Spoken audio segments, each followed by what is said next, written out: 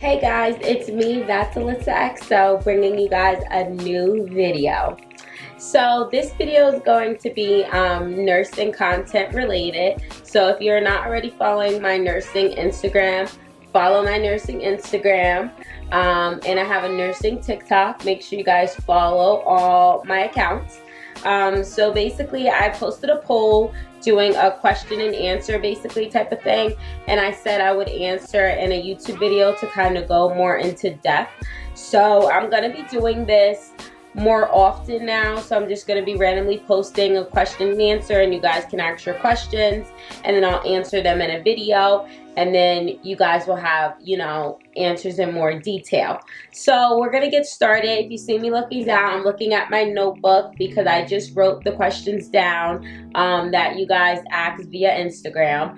So I hope this helps. Make sure you guys like this video and subscribe, and you guys can also feel free to ask questions down below and I would answer them in the next video. Somebody asked me, what's the hardest subject?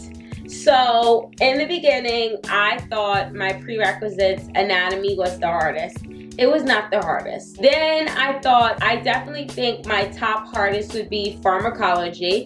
So if you don't know what pharmacology is, you're basically learning about all the medications, the different classes, their side effects, their contraindications, their mechanism of action. You're learning a lot of stuff about them. So it's definitely gets confusing because it's all the different classes and stuff like that, and the generic names, and it's a lot of information.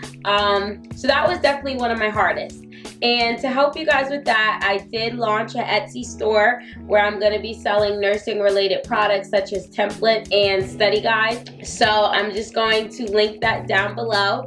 I do have a pharmacology template to help you guys organize each one of your med categories. So it would be a great purchase if you're starting pharmacology, or if you just want to use it to brush up on your pharmacology, because it's important to know those meds, definitely for your NCLEX.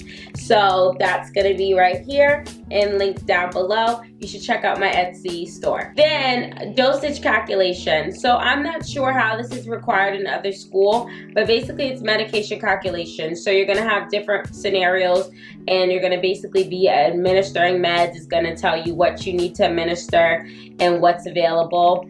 And there will be some milliliters of solution questions. It's various different types. And then you'll have to round to like nearest tenth or to the whole number. So it definitely gets a little tricky. You'll have to do some conversions, like converting pounds to kilograms. So also in my Etsy store, I uploaded a little cheat sheet that you guys can see right here, where I kind of just broke it down, the formulas and the popular like measurement conversions you need to know. So that's definitely useful to kind of have it in one sheet. When I was learning how to do it, I made one sheet of just like all the formulas and the main conversions that I needed to know. So then when I did my practice problems, I could easily access that sheet. Is nursing right for you? Basically, that's something you have to ask yourself. Are you passionate? Are you caring? Are you patient? You definitely have to be patient to be a nurse, because you're going to have people who are going to test your patient. And I kind of knew nursing was for me because I worked with children since I was 15. I'm 21 now. I'm about to be 22. When you guys see this, it's probably going to be like a week before my birthday. My birthday is July 29th. So I'm a Leo. But I've been working with children since I was 15. And if you have kids or ever worked with kids, you know working with kids takes a lot of patience. I worked with various different age groups and children who had learning disabilities and stuff like that. So it definitely requires patience.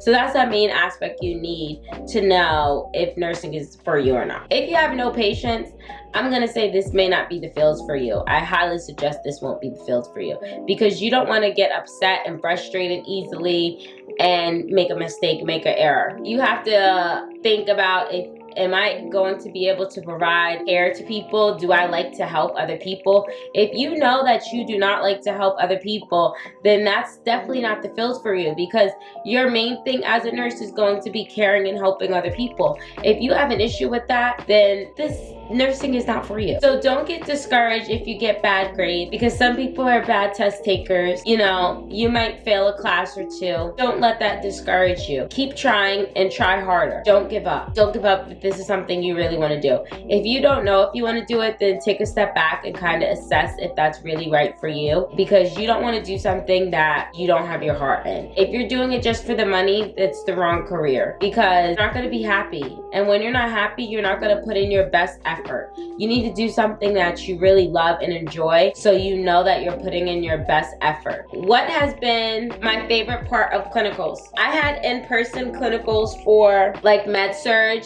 or adult health 1. My adult health 2 was online. I had mental health in person and maternity in person. And I just started peds, and I have my first clinical in person this week. By the time I upload it, it will be this week. So I'm definitely excited. I didn't really have an interest in mental health. Med-surg wasn't too bad, but it was very slow. I like things kind of fast-paced in the sense. I like to be hands-on. And with older clients, you know, they kind of, I don't want to say they don't need you, but they're kind of, you know, I like a fast-paced environment. So the med-surg floor was like slow in the sense. So then mother baby, I seen a C-section. It was definitely interesting, but it was not something that I would want to see basically on an everyday basis.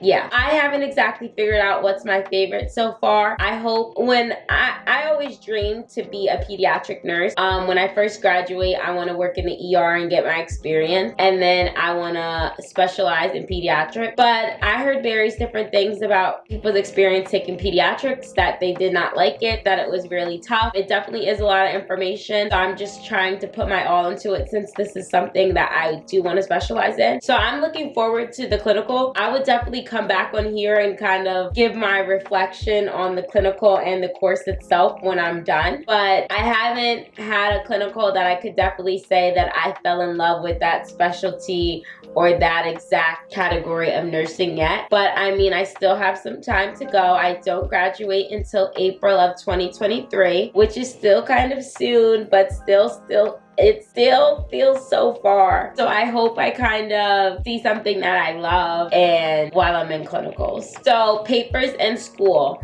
So this is a bachelor's degree, so I think with a bachelor's degree, you do write a lot of papers. Basically in every class, I have like a assignment that is related to paper or a group project. Definitely my general education classes, I write more papers more than anything. Like my political science class right now, I feel like every other week or almost every week we have a paper due, and it's not like 6 pages or anything like that. Like my first assignment was max 2 pages. The guideline was 1.5 pages to 2 pages. So I definitely feel as though there is a large writing component because it is a bachelor's degree. And then my last tip would, I got a question about organization tips. So definitely it depends on the type of person you are. Some people are like virtual people who like digital planners, and some people like the physical copy. I feel as though when you make everything aesthetically pleasing, that you'll like to look at it more and kind of keep it going. So I definitely say to have a planner, whether it's a physical copy or a digital copy, and make sure you put all your homework assignments in the planner when they're due. Put your exam dates, quizzes dates, whatever date, so you can kind of plan ahead when you're going to study. If you're a busy person, like if you work,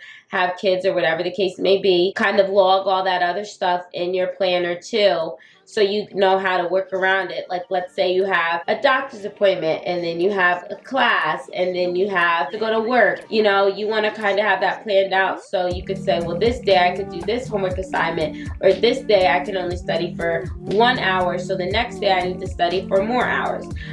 Just kind of plan everything out. I love Google Calendar. I have the Google Calendar app on my phone, and I just kind of put in like my exam dates, my work times, and I like color code everything. So to color code things, you have to do it on your laptop, not like on your phone, like to set the separate calendars.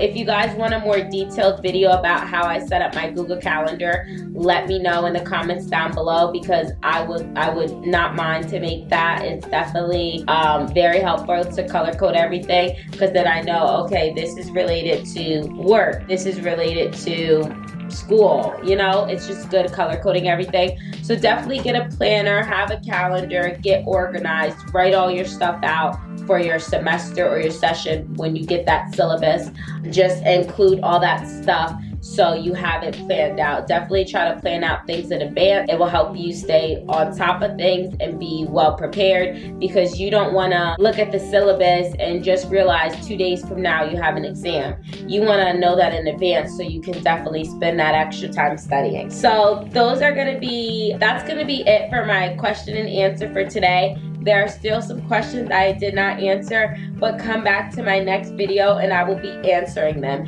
If you have any specific questions, feel free to comment them down below, or go on my Instagram and stay tuned for the next question and answer poll for an opportunity to ask me your questions. If you have any more additional questions about anything that I answered and you feel as though I didn't explain it well, definitely comment down below and I will respond back to you. So thank you guys for submitting your questions and coming to me for information. So the last thing I want to talk about is my scrub. So I got these scrubs sent to me by members only. It's a scrub company, and I just want to show you guys these scrubs. So I'm going to insert some pictures in these scrubs, and I want to give you guys my coupon code so you guys can go purchase yourself some scrubs. They're extremely comfortable and affordable. So I'm going to insert my discount code right here, and I will also put the link and the discount code down below. Make sure you guys go shop. That's it for this video. Make sure you guys like this video, subscribe, and leave a comment down below. Bye guys.